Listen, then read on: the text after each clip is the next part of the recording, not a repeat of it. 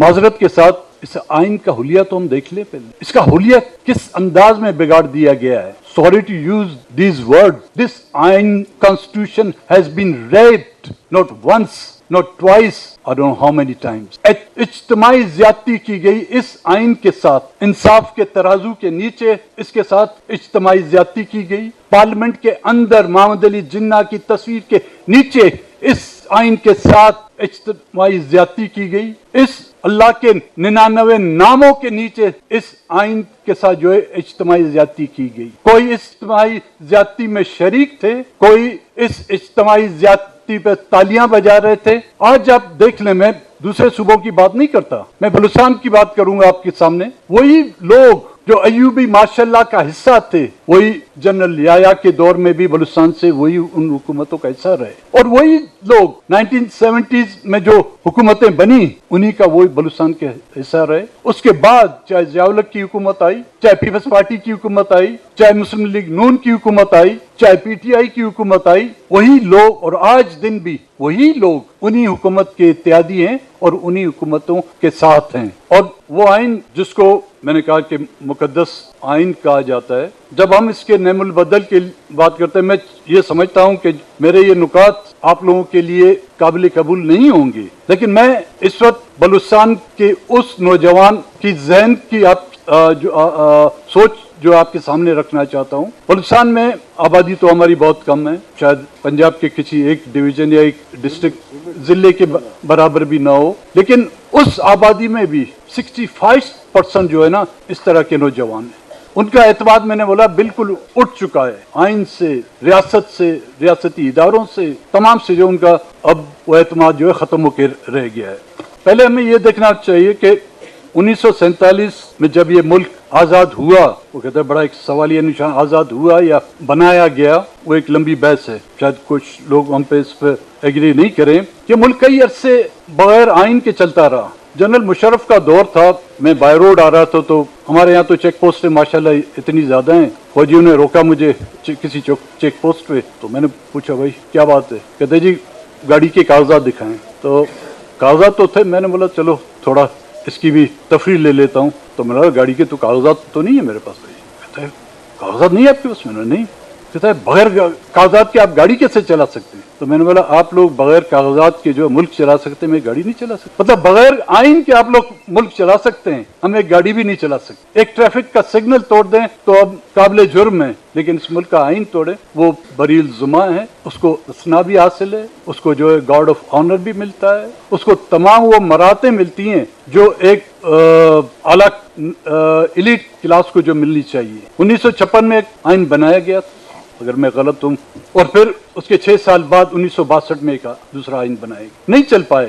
6 سال کے بعد ایک نیا آئین 1962 میں لایا گیا, وہ بھی نہیں چل پایا. کیوں؟ کیونکہ اس وقت 2 صوبے بنا دیے گئے, ایک مشرقی پاکستان, دوسرا مغربی. جب بنگلہ دیش تھا, بنگال اس وقت تھا, پھر دیش بن گیا. جب بنگالی تھے ہمارے ساتھ تو ان کو ان کی اس آبادی کے تناسب کو برقرار رکھنے کے لیے ہم تمام دوسرے صوبوں کو جو ہے اکٹھا ملا کر ایک صوبہ بنا دیا, اس کا نام 1 یونٹ رکھ دیا. لیکن جیسے ہی ایسٹ پاکستان بنگلہ دیش بن جاتا ہے, فوراً 1973 کا آئین آ جاتا ہے. ملک ایک جنگی حالات سے گزر چکا تھا, ضرورت بھی تھی ایک آئین کی, مجبوری بھی تھی.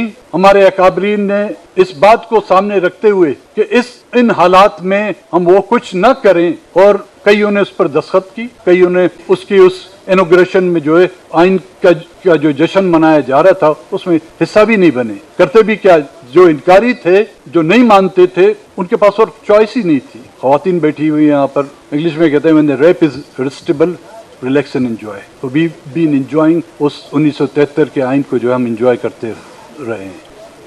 اور اس 73 کے آئین کو جس کو مشترکہ یا کیا لفظ ہوتے ہیں متفقہ آئین کہا جاتا ہے, جیسے ہی وہ 73 کا آئین پاس ہوتا ہے, اور وہی مطالبات جو بنگال کے لوگ کر رہے تھے, جو 56 کے الیکشن میں آپ نہیں کانسٹیٹیوشن میں آپ لوگ نہیں لائے اپنی حق درمی کی وجہ سے, جو 1962 کے کانسٹیٹیوشن میں آپ لوگ نہیں لائے, لیکن جیسے ہی بنگالیوں سے آپ نجات مل گئی, 73 کے آئین میں آپ لوگوں نے تمام وہ سکھ جو ہے بنگالیوں کی ڈیمانڈ تھی وہ آپ اس میں کسی حد تک آپ لوگ اس میں شامل کر دیے.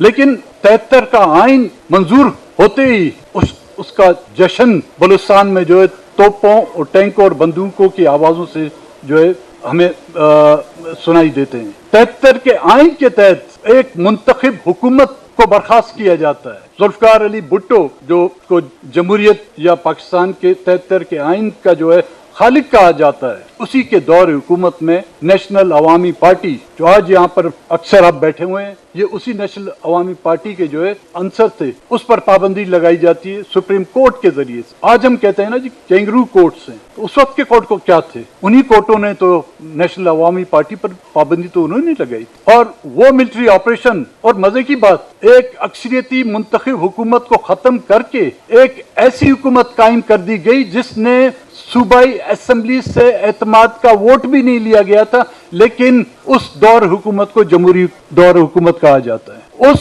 دور حکومت میں بلوچستان اسمبلی کا کوئی ایک اجلاس تک نہیں بلایا گیا، لیکن کہتے ہیں کہ جی 73 کا آئین جو ایک جمہوری آئین تھا، اور اس جمہوری حکومت اور اس جمہوری دور کے دوران جو ہے بلوچستان میں جو ہے خوشحالی لائی گئی۔ تو آج ہمیں کہا جاتا ہے کہ جی 73 کے آئین پر ہم اعتماد کریں۔ میرا یہ سوال ہے، میں یہ بحیثیت ایک کمپوننٹ تحریک تحفظ آئین پاکستان کے حوالے سے نہیں کر رہا ہوں، میں بلوچستان کے حوالے سے یہ سوال کرنا چاہتا ہوں کہ وہ 73 کا آئین جو میری ماں بہنوں کی عزت نہیں بچا سکتا، وہ 73 کا آئین جو اپنے آپ کو بچا نہیں سکتا، وہ 73 کا آئین جو بلوچستان پر ہونے والے 5ویں ملٹری آپریشن کے نتیجے میں ہلاک شدگان، شہید شدگان کے ورثاؤں کو جو انصاف نہیں دلا سکتا، وہ 73 کا آئین جو چادر اور دیواری کے اندر ہماری ماؤں بہنوں کی حفاظت نہیں کر سکتا، کیا یہ 73 کا آئین پولس سرات کے طور پر ہمیں جنت میں پہنچا سکے گا؟ نہیں۔ میں سمجھتا ہوں 73 کے آئین کو اب ہم جتنی بھی جان ڈالیں، وہ 73 کا آئین جو اپنے خالق کو نہ بچا سکا، جو اس ملک کے پارلیمنٹس کو نہیں بچا سکا، جو مظلوموں کی آواز کو دبانے کی کوشش، ان کی آواز نہ اٹھا سکا، اگر بلوچستان کے نوجوانوں کو، بلوچستان کے لوگوں کو آپ لوگ ساتھ لے کر چلنا چاہتے ہیں، نہیں لینا چاہتے، جس طرح 78 سال میں ہم نے لاشیں بھی اٹھائے، ہم نے بے گور کفن لاشیں بھی دیکھی، ہم نے مسخ شدہ لاشیں بھی دیکھی، آبروئیں لوٹتے ہوئی ہم نے دیکھی، اپنے بزرگوں کو سڑکوں پر ان کی پگڑیاں اتارتے ہوئے دیکھی۔ جب تک ہمیں صبر ہے ہم صبر کرتے رہیں گے، لیکن خدا نے بھی صبر کی ایک حد رکھی ہوئی ہے، تو خدا کے لیے ہمیں اس حد کو پار کرنے تک نہ لے جائیں۔ 2006 میں نواب اکبر فوکتی کی شہادت نے اس خلیج کو مزید گہرا کر دیا۔ جبری گمشدگیوں اور اجتماعی سزاؤں نے ریاستی مرکز کے اخلاقی ساکھ کو شدید نقصان پہنچایا۔ آج بھی بلوچستان میں ایسے لوگ رہنما بنائے جاتے ہیں جو عوام کی منتخب نہیں بلکہ سیاسی انجینئرنگ کے پیداوار ہیں۔ اس عمل نے بلوچستان میں امن قائم نہیں کیا بلکہ عوام اور ریاست کے درمیان اعتماد کو مکمل طور پر زیر آلود کر دیا۔